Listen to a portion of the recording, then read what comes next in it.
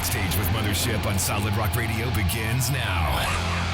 Hear the best in new music, artist interviews, stories from the road, and more. You are now backstage, and here's your host, Mothership. Hey everybody, I have Stained Red from Texas on the show tonight. They're freshly signed on Resurrection Records, and this band puts ministry to be the light in the darkness before everything else. Let's find out more about them. So why don't we start with you, Iron Man? Tell us who you are and what you do for the band. Hey everyone, I am Iron Man of Stained Red. I'm the lead vocalist and also the one who writes the lyrics for our songs. My name is David. The guys in the band call me Glitch, like computer glitch, and I play bass. We got a computer guy here. Yeah. Diamond J. Hey everybody, this is Diamond J. I drive the truck and trailer, and I carry the backpacks and make sure everybody's gear gets to the show. He's not lying. That's what's bad is he's not lying. Sorry. My name's Diamond J, and I play bass guitar. DJ, what do you do outside of music? Up until here recently, I worked on cell phone towers. I would install 5G and for AT&T and T-Mobile, and then lately I started my own company a few years ago, and we work out of a bucket truck. It's still doing the same thing, just a small cell. Oh, hard work right there.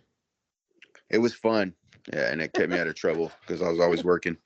Yeah. David, or should I say Glitch, we talked a little bit about you being in IT before we started the recording. When did you get into computers? I had my first computer when I was 12. It was a Radio Shack Tandy T80 with dual floppy drives. That's high cotton stuff right Yeah. there. Woo, Yeah, Radio it was- Shack. Did you buy one of those remote control cars too? No. Well, I did when I was growing up. I love the radio controlled cars, but man, that thing weighed like 1,000 pounds. Yeah, all metal. All metal, yes. The keys on the keyboard were metal, and it was like click, click, click, click, click, click. Oh, that mechanical keyboard sound. Man, you had to shut the door and go on the other side of the room to watch TV. Yeah, I didn't touch a computer till I was 30, so I had a learning curve. People make fun of me because I'm a Generation Xer, and I never took typing, so I type 3 fingers. That is one thing I did do. So my senior year of high school, we used a manual typewriter. And my first year of college, they used a Selectric too. Yeah. So thank goodness I learned to type on the Selectric, because that, of course, obviously is closer to a computer keyboard. So Yeah, I remember in middle school, they had to clean out a closet to make it the computer lab. yeah, wow. Insane, the number of changes in our lifetimes, especially in technology. A little birdie, a little chicken, told me that you live on a farm, Iron Man. The secret's out. He lives on a farm with goats and chickens, so... Yep. Well, Spill the eggs. yeah, I got the eggs too. Yes, I do. I'm a pastor. I'm a pastor for a church called Millwood Church, and I've been, 2004, I started this church, and I've been the pastor ever since. So that's what I do. Besides singing, is being a pastor. Did you grow up in the church? No, I did not. My mama, she took me as a boy, and then after high school, I just completely pulled away from it. And it was like in 97, and my sister invited me to go to church with her, and man, I was radically saved. And I haven't looked back ever since. I've been going wide open toward the cross. Amen. What was the first Christian music that you heard that made you want to do Stained Red? Gosh, like everybody, Striper, and I like Disciple, and I think my favorites would be Decipher Down. I think T.J. Harris is one of the most phenomenal Christian rock singers I've ever heard. Great singer. Totally agree. And it's not just because TJ's a good friend. Love you, TJ. TJ's voice is absolutely amazing. Yes, he's great. I love him. I mean, I love everything he does. Even some of the little country songs he was doing. I think he did a good job on that as well. Yeah. What about you, David? Did you grow up in the church? Sort of. So I was raised Baptist.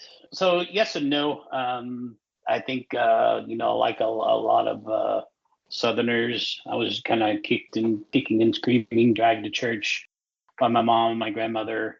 And it wasn't until I was 15 or 16 years old that I learned to appreciate, the spiritual aspect of that piece. And that's when I got saved. And when I was in my early teens, I think my mom or my dad bought me a Petra cassette, if that tells you anything. And I got into it a little bit, I was a newly born Christian and started believing, and that was new to me. And I was like, popular music to glorify God. After a couple of years, it wasn't quite doing it for me. And a buddy of mine introduced me to Stryper. He said, "Man, listen to this," and that got the engine churning. My very first concert ever was Barren Cross when they came out with Atomic Arena, and after that, the world kind of got in the way as you grow up and go to college. You listen, hear, and do stuff you're not quite proud of when you come to know Christ. I rededicated my life to Christ back in 2019. Ironically, about the same time Iron and DJ were, putting Stained Red Magic together. But my wife and I both rededicated our life in 2019, and it's dramatically changed our lives. Amen. Talking about Petra, I have to tell you this story. I was a manager of a Christian bookstore in the 80s, and I got to see at the Christian Booksellers Convention in Texas, I got to see the premiere of This Means War album live. And then there was like a little meet and greet afterwards. But Petra was definitely one of my go-tos back in the day. It's like it was heavy, but it's not like heavy. Right. Yeah, I was given shock to the system. It was mostly keyboards and synthesizers, back in the 80s. But man, right. I was like, I need metal. And it just kind of went from there. What about you, Diamond J? I am originally from a small town in Wyoming. Every Sunday we would go to church. It was Baptist as well. And then probably till about 10. And then we didn't go anymore except for on Easter. And I was just kind of living like a hellion, to be honest with you, for most of my life. And then it wasn't until I was like 25 and met my wife that everything started making sense. Like the veil was lifted, and I was saved when I was 15, but I didn't think or act that way, I should say. And but then when I was 25, I actually dedicated and actually read and spent time and worshiped, and just the whole new world opened up to me. As far as music, though, I've never been a Stryper fan. I've listened to secular music pretty much my whole life till the last couple years. But as far as Christian, it was Demon Hunter who kind of pushed me on to, wow, this is what the Christian music world has to offer. Yeah. Okay, I'm a huge Demon Hunter fan. Those guys went around when I was 15. Same. I was an adult with kids when they started the band. After listening to a lot of contemporary Christian music, I think Skillet was my first heavy band. That was Comatose and Collide Days. Yeah. And then I went from there, I slid into Red and Demon Hunter. I kind of went backwards. I went from light music to heavy music. I started listening to like easy listening Demon Hunter, the ballads. And then it just sucked me in. Yeah, I love his lyrics, and I mean, just everything about their stuff is top notch. Who wants to tell us about how Stained Red got started? That's Iron's question. He answers it every time. Yeah, I can do that. Yeah. Go for it.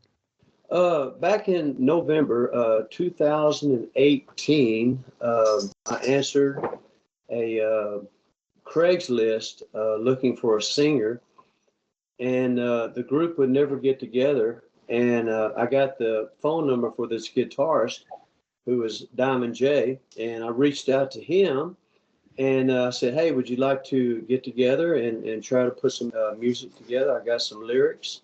And he said, "Sure." And he came over, and we kind of just took it from there and went our own direction. And so we basically started looking for other members. and writing material, and had a good feel with each other. We enjoyed each other's company, and we thought, this would be a good opportunity to push this even farther, and we did. So you just got together and decided to jam and see what happened? Well, Diamond J, he was a very experienced guitarist, and when it came to singing, I had never sang with a group before, ever. I've always been a drummer, and I played drums, and so I was just trying my vocals, and anyway, it worked out, and God gave me the grace to sing, and so here I am today, still singing. Actually, going on 7 years now. David, how did you get to be part of this? I answered a Craigslist ad, believe it or not. Seems to be a suspicious pattern forming here. Yeah, I just I gave it a listen. I hadn't been on Craigslist in 20 years, and something I think we all knew who pushed me to go to Craigslist, and I put in Christian bass player, and lo and behold, there was only one ad, and it was for Stained Red. So That was it. I went online, listened to it, and didn't quite think I was ready for it, and I turned them down 3 times, and then Iron finally called me and said, I talked to my guitar player, just come on down and jam, and we'll figure it out and see how it goes. So there we go. Wow. Okay, Diamond J, your turn. What happened from your perspective? I had been in a couple bands growing up. I'm a little bit younger than the fellas, and I always wanted to continue to play in a band, but I didn't want to play in a secular band and continue to travel on the lifestyle that I'd been living. And so I saw an ad as well, just looking, and put my name out there. And that's when I stumbled across Iron Man, and he reached out to me and was like, "Hey man, just come over to my place and let's hang out and see what happens." And I go over there, and we hit it off right away and wrote a song pretty much the same day that we were together, and never looked back. How did you find your drummer? He's not here tonight. Well, we went through several drummers until we got Jothus. The strange story about Jothus is that he was on a musician's ad looking for a Christian band, and I wasn't part of that site, so it was like $15 to get on that site. So I run into my wife's office and say, "Listen, give me $15 on the card or whatever, and let me get this signed up so I can get this drummer, and then I'll drop it." And so I reached out to him and got hold of him, and he came out and auditioned. He was phenomenal. We all liked each other, and so we went with Jothus. He was a great drummer. Getting back to the band story, you all met up on Craigslist. What happened next? We just, we had an audition and go through several different members until we found the right chemistry. And once we got Jothus and we got David, and we all worked good together, we just went in and did our recordings. We did our first EP together. And then we got John back. John, he came in I think it was August of last year.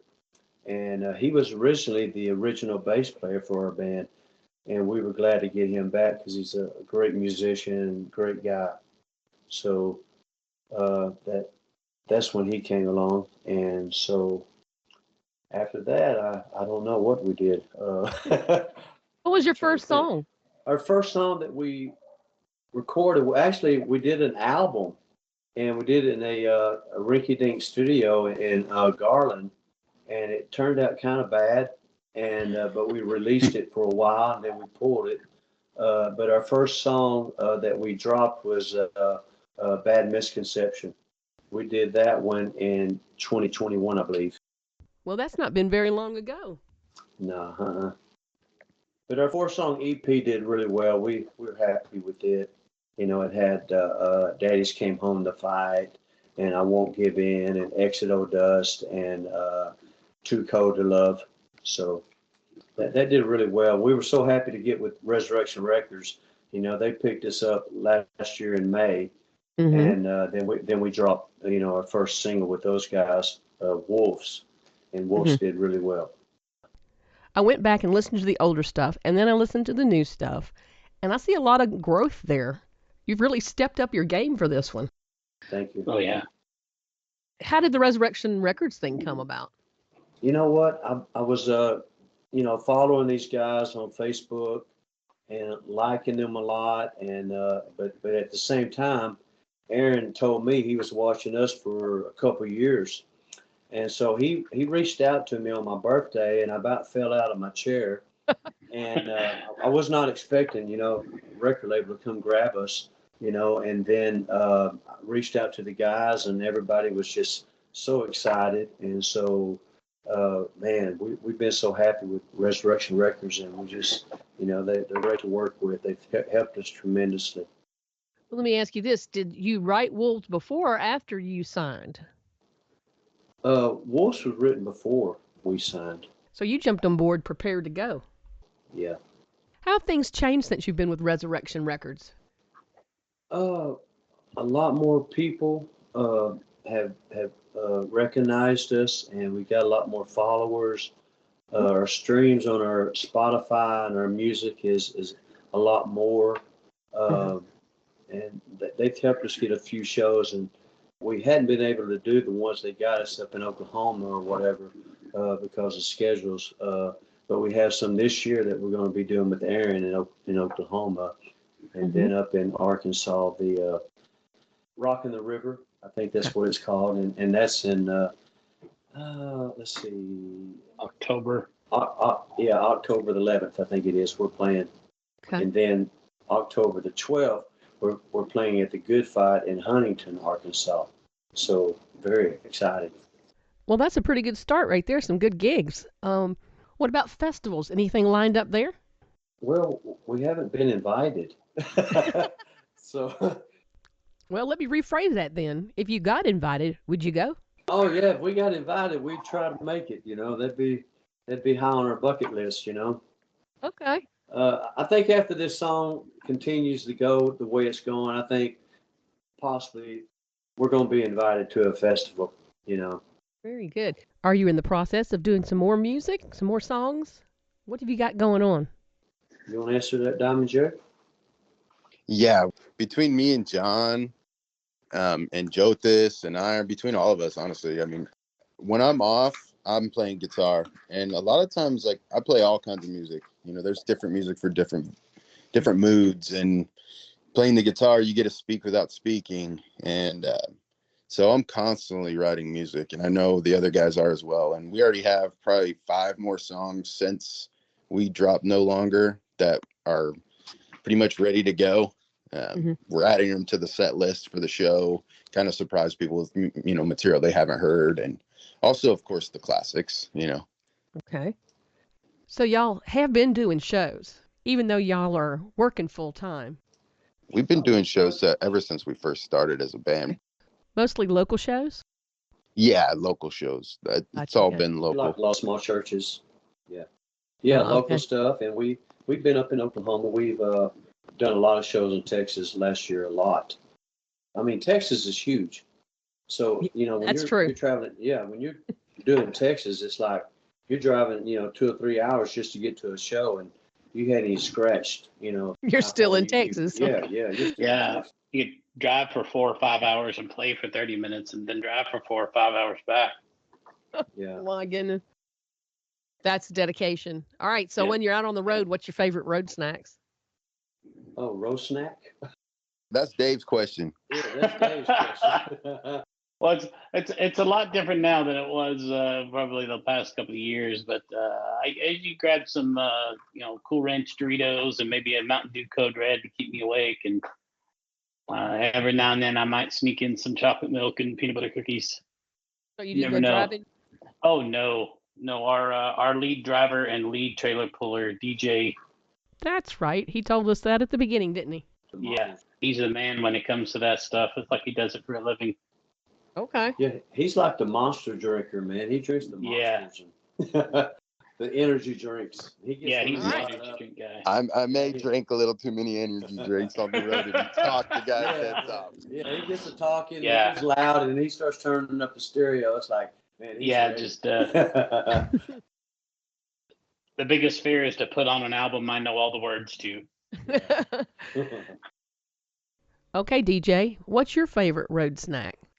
I'm always, I guess, considering my appearance. So sometimes I won't eat anything. I just drink energy drinks. Oh, Lord. Not caffeine on an empty stomach. You gotta eat something, son. No, He gets us no, all I burritos. love, yeah, gotta love some good old fashioned Doritos, some, some candy, and Are you a gummy bear man? I can be. I won't turn down some gummy bears. All right, all right, all right. I'm gonna ask Dave for some of whatever Dave has. Whatever David picked up, you want some of that. Yeah. Yeah. Yes. Okay. All right, that's great. All right, so you've been on these trips. You get there, you play. Do you have a merch table? You know, my wife sometimes works the merch, and we got a guy named Rob and his wife Don. They run our merchandise, and they do a really good job. Do you get a chance to meet a lot of the fans there at the table after the show? Got any stories for us? We meet quite a few people at the merch table as well, and just, asking them, where their faith is and, how well they are, walking with God. Are they struggling, and I've dealt with a lot of people out there just, talking to them about their lives. And it's been really good. It's been very educational for me as a pastor, to get out and see, the struggles that people go through. And it also helps me in my writing as well. Yeah. What is the difference between the ministry that you do at the shows versus what you do at church? Are there similarities? Are there differences in how you handle your message? Well, people in the church are pretty conservative. They're really quiet. In the Christian rock scene, the people are more radical. And I think it's more exciting out there because they are more open and willing to express what they feel. And, people at church, they've got so accustomed to sitting down and not saying nothing. And, they don't realize they're making it harder on me as a pastor to preach, because, when people are not hardly giving you an amen, you're thinking, man, I'm really messing up here, But, they're just listening and they're trying to soak it in. And that's something I'm trying to learn. But out there on the scene when we're doing our shows, these kids get radical, man. They're jumping up and down, and they're not stage diving or anything. But man, Not yet. Not yet. But sometimes you wonder if they're going to get up there with us. They get pretty radical. Yeah. So a lot of enthusiasm. A lot of enthusiasm, yes, ma'am. Anybody else have anything to add? I was just going to say, you were asking about merch booth. I think last summer, fallish, we had a show for a youth group down in Lindale, Texas. And I tell you what, the youth group that came, they nearly bought out our merch booth. Yeah.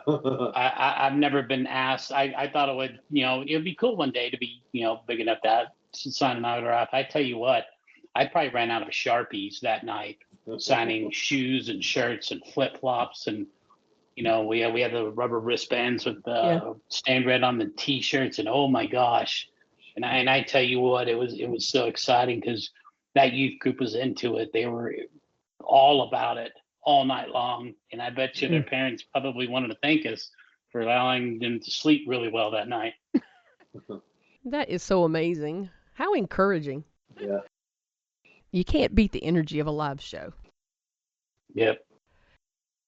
As we're kind of winding down, anybody have anything you wanted to share, or maybe a special message for your fans? Well, if I would say something to the fans, I would say, you know what? Take these songs, listen to what the lyrics are really saying. Look them up, find out what I'm writing and what we're playing and what we're singing, because everything that we are putting out there, there's meaning behind it. And every song that I write is from experience. If you're going through something, we've been there, every one of us. And I'm saying, you're not alone in this thing called life. and we're just trying to help you guys through it the best we can. So we're trying to give you songs that will encourage you, that will help you, and to motivate you to keep up the good fight. Amen. Okay, Diamond J, I see you want to say something. Don't forget to check out our new release, No Longer. Yes. Check out our release, No Longer, streaming everywhere, just about everywhere available now. So check it out and let us know what you think. Give us a rundown on your social media. On Facebook, it's Stained Red Band Texas. We don't do a whole lot of Instagram, but it's mainly Facebook. I guess you guys have a Spotify, right? Yes, we're just under Stained Red on Spotify. Okay. There used to be 2 or 3 Stained Reds, but I think there's only one now. We're on every musical platform, iTunes, Yeah. Spotify. Yeah, Okay. Apple. Now, y'all have some videos, correct? Yeah, I think we've got some videos on our website, stainedred.net. Do you have something on YouTube? Like, is Wolves on YouTube? Oh yeah. There's a Stained Red channel. The Wolves video is on our website as well as YouTube. You can just look for Stained Red. We have our own channel there. It's been great getting to know you, and hopefully I'll see you out there on the road someplace. I hope so. So, yeah, that'd be fantastic. All right. Well, good night. You too. All right, guys. See y'all later. Later, fellas. Thank you for listening. Stay tuned for more great music. And don't forget to check out my blog page on the Solid Rock Radio website for my guests' official social media links. And hey, did you know you can listen to all Backstage with Mothership interviews on your phone through the Solid Rock Radio app or on all major podcast platforms? Back episodes are also available on YouTube and TikTok. Have a wonderful week, and let's be kind to one another.